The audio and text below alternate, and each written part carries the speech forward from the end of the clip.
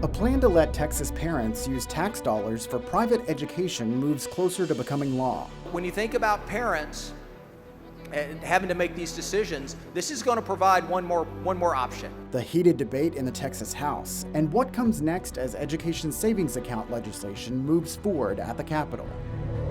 A Texas senator says he's ready to run for Texas Attorney General, but he's not the only Republican in the race. You need to be a real lawyer in charge of that office with real experience, not just somebody burnishing their credentials. We look closer at the candidates and why it could take more than $10 million to win. The Trump administration kills a $60 million grant for high-speed rail in Texas, but supporters say the project is still alive, why they believe losing the money is actually a good thing. Produced from the Capitol in Austin and airing statewide, this is the award-winning State of Texas. Hello, and thank you for joining us. I'm Josh Hinkle. Texas is one step closer to creating a program to let parents use tax dollars to help pay for private school. The Texas House gave final approval to a bill to create education savings accounts. Now the legislation appears to be on a fast track to reach Governor Abbott's desk. Protests at the Texas Capitol. We need to fully fund public education. We should be funding our public schools, not giving coupons to private school families. Inside the House chamber, heated debate over whether to let parents use tax dollars to pay for private education. Education savings account legislation has died on this floor before, but Republicans worked to make sure this time was different, arguing an ESA will give parents more freedom over their child's education. When you think about parents and having to make these decisions, this is going to provide one more option. We don't need an $8 billion voucher. House Democrats tried to put the decision in the hands of Texas voters, pushing an amendment calling for a referendum, a proposal Governor Greg Abbott does not support. The last time I checked, this was still the people's house, not the governor's house. State Representative James Tallarico called out the governor on the House floor, saying he threatened some Republicans to pass the bill. Threatened to make their primary elections, quote, a bloodbath. Concerned by your allegations. Republican Mitch Little said he was never threatened and argued against the referendum, saying it would create a bad precedent. If we're going to delegate our lawmaking authority directly to the people, why do we need to be here at all? Why don't we just do that with every bill? That amendment, along with other Democratic efforts, we're going to cap this pilot program, failed to pass, and in the end, the House approved the ESA legislation. The program will cost $1 billion in the first year. The House made a significant change to how those funds would be distributed, putting a higher priority on low-income families. The Senate appears ready to accept those changes. Lieutenant Governor Dan Patrick posted on social media Friday, "I am recommending the Senate concur with Senate Bill 2, the largest school choice launch in American history." That could quickly get the bill to the governor, who's vowed to sign the legislation into law. We want to go a little deeper with our Capitol Bureau team, Adam Schwager and Dylan McKim. Thanks for being with us, guys. Yeah, happy to be here. So the Senate seems poised to send this to the governor. What happens after that? When could ESAs actually take effect? Well, it's not going to be immediate, right? We know that the Comptroller's Office is responsible for actually operating this program, and it's going to take some time for them to actually set this up. We know a little bit of what they need to do that's laid out in this bill. They're going to have to find some vendors. So they'll have to go through that process of finding vendors to help them actually administrate this. There's also, finding out how to set up the applications for parents to apply to this program. What's that going to look like? As far as also promoting this, some of that $1 billion is actually carved out for funding the promotion of an ESA program. So what would that look like with radio broadcasts, TV broadcasts, maybe over the newspaper, online, things to get the word out so that people understand. When I spoke to Senator Brandon Creighton, who was the original author of SB 2, back in February when this passed out of the Senate, he told me that this will begin in the 2026-2027 school year. So we're about to enter next school year will be the 2025. So it won't be next school year, but the school year after that is when parents should start being on the lookout that this ESA program will be rolling out for the public. Certainly a lot of setup required. Mm-hmm. Adam, you have reported on how the program would work. Who would be eligible for this ESA funding? Yeah, I think that's the main two questions, right? Who would be eligible and how much money are they going to get? And right now, under the House's version of the bill that they passed, the way it works is there's 4 tiers in a list. So the first tier is students who have disabilities whose families make 500% or less of the federal poverty line. That's about $160,000 for a family of 4. Then that next priority is children whose families have 2 times less than the federal poverty line. Then you go for those in the middle of that 200% to 500% for that third tier. And then the fourth tier, if there's still money left over in the program, would open it up to everyone to be able to apply. And that House version looks like that's the one they're going to take, is on Friday, the Lieutenant Governor put on X that he is planning to advise the Senate to try to take that version of the bill and that priority. So you two look pretty sharp after having covered 17 hours of debate, more than 17 hours. It started Wednesday morning with a debate over a school finance bill. Debate took several hours, but the bill passed with almost unanimous support. Adam, what are some of the big takeaways from that bill? Yeah, a lot of people on both sides of the aisle were really excited about this bill. $7.7 billion in new funding for public schools. And this is new funding. They haven't received an increase since 2019. A lot of that was held up in the politics of getting these education savings accounts passed. It's a big deal. So one of the big amendments that was added on the floor that night was an expansion of funding full-day pre-K in the state of Texas. So that was something that Representative Diego Bernal, the vice chair Democrat on the House Education Committee, was very excited about. Other highlights included increasing the stipend for bilingual education for the first time in 40 years. So public school advocates, clearly they want more money, but as you saw, 144 out of the possible 150 votes, only 4 votes against in the House. People were very excited about this. Yeah, the House really united over school funding, and that was not the case, though, with education savings accounts. Dylan, you reported on one contentious moment when Democrat James Tallarico accused the governor of threatening members before the vote. What happened there? Yeah, we were prepared to hear a lot of contentious moments in this House debate, and Representative Tallarico really laid out on the House floor alleging that Governor Greg Abbott was threatening Republican House members to get this done and to pass SB 2. And if they didn't, then he alleged that the governor told them that he would veto all of the bills they passed, all the appropriations, and would make their primaries a, quote, bloodbath, is what Representative Tallarico said. Now, he didn't list any names on the House floor, of course, but after that bill passed, after hours and hours of that debating, Representative Jeff Berry, who's a Republican from the Houston area, his team put out a press release to highlight what actions that they had just took on Facebook, and it received over 130 comments, mostly very negative comments, a lot of them calling out saying, Representative Berry, I called you on Wednesday morning. Your team told me that you were against school choice. You were against this ESA program. You voted for it. What happened? And actually, very interesting, Representative Berry responded to some of these comments and even said, look, I'm not happy with the outcome of this, but it was the greater good. If I didn't do this, my bills, my appropriations, they would have been vetoed. They were at risk of being killed, is what he was saying. Kind of confirming what Representative Tallarico had said on the House floor. Now, we reached out to Berry's team to see if he would be willing to talk to us. We haven't heard back from him yet. We'll continue to keep trying to hear what kind of pressure he was facing. But we did reach out to the governor's team, and his office tells us that the governor did speak with a lot of Republican colleagues, but that he just encouraged them to vote for SB 2. So we've seen pressure from the governor before. We know he primaried some Republicans who in past sessions voted against school choice. So it's not unlikely that this happened. We'd like to learn more about what exactly those conversations were like with the governor and some of those Republican House members. You say speak to, you say threaten. Encourage, threaten, I guess they could be synonyms. Right. All right. Well, thank you both so much for covering these very detailed issues. Certainly something very important. We'll continue watching in the coming weeks as the legislative session plays out. Yeah.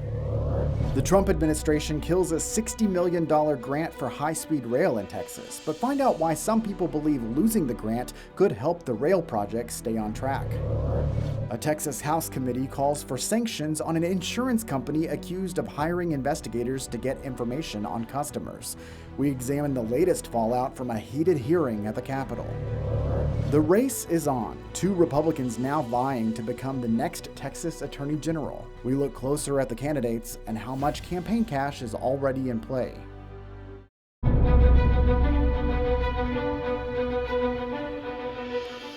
The Texas House Committee calls for sanctions on an insurance company accused of hiring investigators to get information on customers and lawmakers. It's the latest fallout from a heated hearing last month at the Capitol. We told you about the controversy involving Superior Health Plan. It's a state Medicaid contractor that manages the care of sick and disabled children. At a hearing of the Texas House DOGE Committee, lawmakers revealed emails showing Superior hired private investigators to get information on lawmakers and customers filing insurance claims. Our investigation found emails from 2017 to 2019 revealing Superior's former CEO asking for those reports. Superior's parent company, Centene, launched an internal investigation after the hearing. The company issued a statement saying the research used only public data and did not violate any laws. But the statement also said the research in question included irrelevant and unnecessary personal information that was inappropriate and never should have happened. The company went on to say this occurred prior to 2019 and does not reflect the values or standards of our current leadership. For that, we offer our sincere and unequivocal apology. Centene also announced the former CEO no longer works for the company. Lawmakers have sent a letter to the state's Health and Human Services Commission asking it to suspend Superior from enrolling any new Medicaid members and block any new contracts until the investigation is complete. A Texas senator says he's ready to run for Texas Attorney General, but he's not the only Republican in the race. I think you need somebody in charge of that office that knows what they're doing from day one. We look closer at the candidates and why it could take more than $10 million to win the race.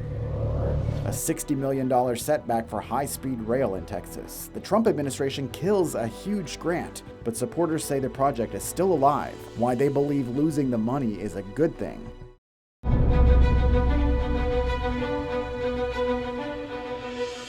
A Texas lawmaker is looking to leave the Capitol and become the state's next Attorney General. State Senator Mays Middleton announced Tuesday that he will run for AG in next year's Republican primary, hoping to replace Ken Paxton. Middleton is a Republican from Galveston and is the president of Middleton Oil Company. He served 2 terms in the Texas House before winning a seat in the state Senate. In a statement announcing his campaign, Middleton wrote, "As Attorney General, I will join President Trump in his efforts to return America and Texas to common sense and to fight to secure the border, ensure law and order, and be tough on crime." He went on to say, quote, "So goes Texas, so goes America. There isn't another Texas to move to, and I will work to ensure Texas is the safest state to live and raise a family."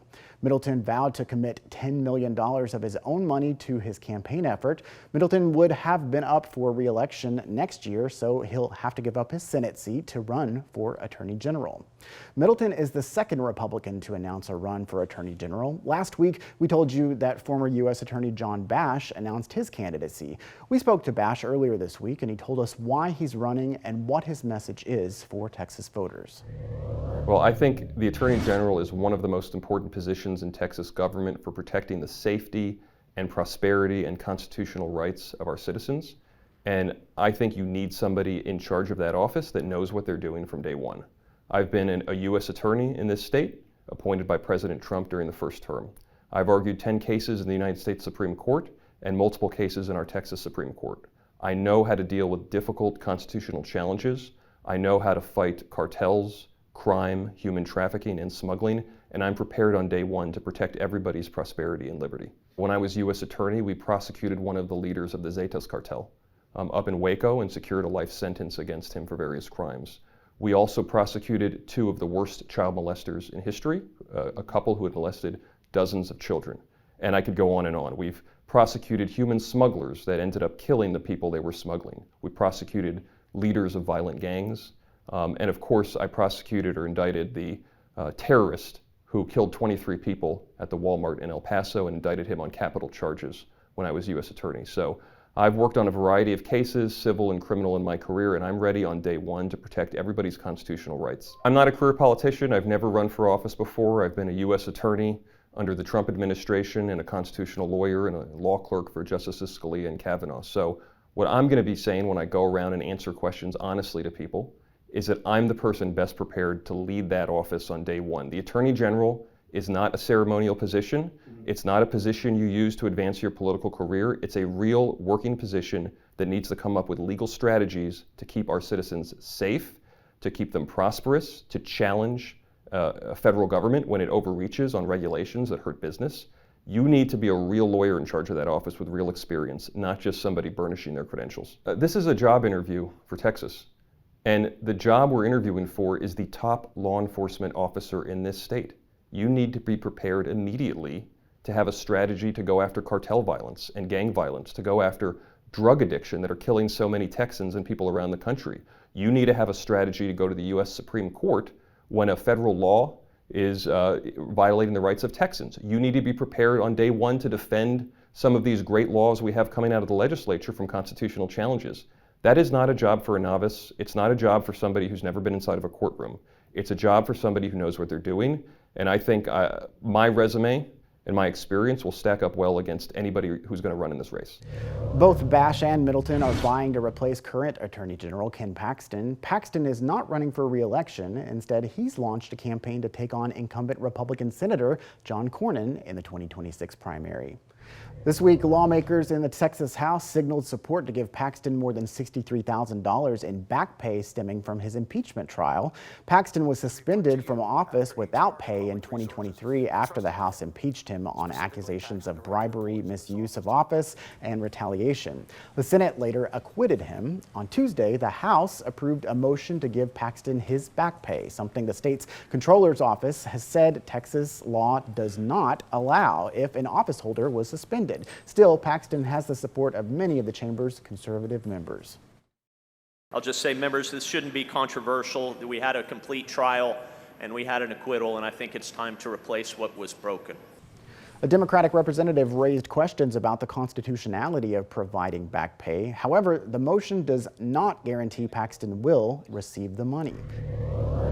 The Trump administration cancels a $60 million grant for high-speed rail in Texas. Sounds like a big setback, but find out why people behind the project are calling the decision good news.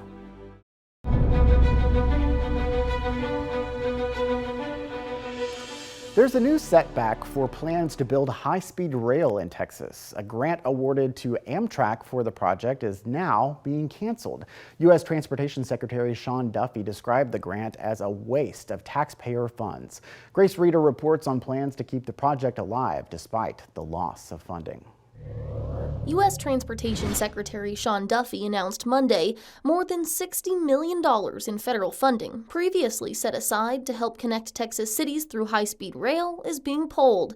The Amtrak Texas high-speed rail corridor would have connected Houston and Dallas. There's so much federal funding out there, and we're hoping that Texans just get their fair share of that funding. Now there's $60 million less for Texas. Duffy says the projected cost of that project ballooned to more than $40 billion with a B. Adding, quote, the Texas Central Railway project was proposed as a private venture. If the private sector believes this project is feasible, they should carry the pre-construction work forward rather than relying on Amtrak and the American taxpayer to bail them out. So what does this mean for high-speed rail in Texas in the future? The Federal Railroad Administration says they're still interested in projects moving forward. The chief counsel of the FRA said, quote, connecting Dallas and Houston remains one of the more exciting opportunities for new passenger rail in the United States. Meanwhile, Central Texas leaders have also pushed for commuter rail connections between Austin and San Antonio. Travis County Judge Andy Brown has been one of the most vocal. He said Monday, quote, I'm still focused on bringing improved passenger rail to help the Travis County-Bexar County superregion continue to thrive. Grace Reeder, State of Texas. The investment group leading the Texas Central Rail project actually called the Trump administration's decision good news. Klein Hines Capital Partners sent us a statement saying, in part, we agree with Secretary Duffy that this project should be led by the private sector, and we will be proud to take it forward.